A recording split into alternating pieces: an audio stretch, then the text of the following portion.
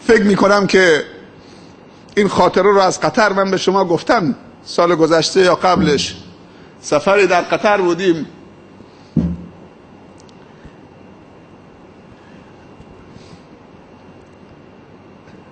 روز جمعه در یکی از مساجد قطر یه هندی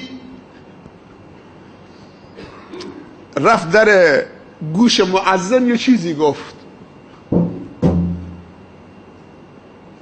مردم فکر کردن که تقاضای مال داره.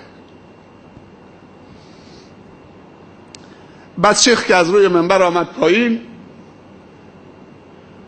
در گوش شیخ یه چیزی گفت، همون مؤذن صورت شیخ درخشید. بعد شیخ بلند شد، به کل اون مسجد، مسجدی بود که بیشتر عرب ها و مواطنین می آمدن. بعد شیخ به مردم گفت بنشینید. نشستن.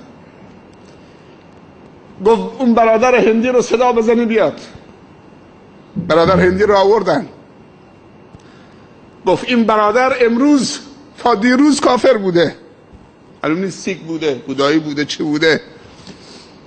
توسط برادر مسلمانی اکرامش کرده، احترامش کرده، روش کار کرده، با هم شریک بودن توی کار، جای کارگری میکرده، بالاخره تاثیر گذاشته روش، به قناعت رسیده که اسلام دین خوبیه، کامل ترین دینه. امروز در نماز جمعه شرکت کرده، میخواد شهادتین بده. لحظه ورودش به اسلام.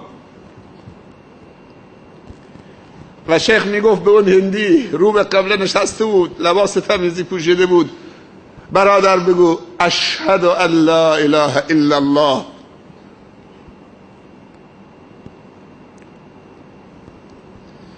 اسلام به راحتی به ما رسیده نه، از آبا و اجدادمون ارث بردیم.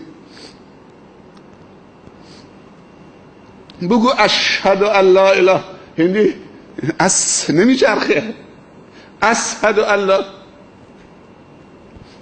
بگو اشهد ان لا اله الا الله و ان محمد رسول الله. هندی گفت. وقتی که این دو جمله رو گفت، کل مسجد تکبیر گفتن.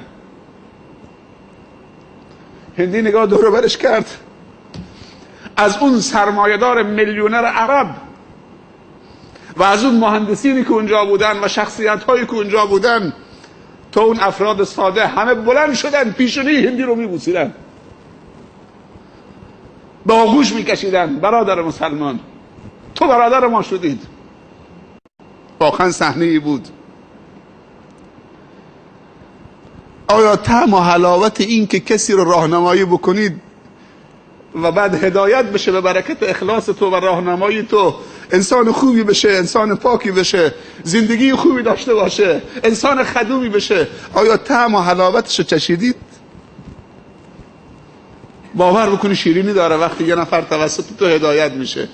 رسول الله صلی الله علیه وسلم به حضرت علی در فتح خیبر گفت ای علی، اگر یک نفر توسط تو هدایت بشه به دین مبین اسلام، برای تو از شتر سرخ بهتره.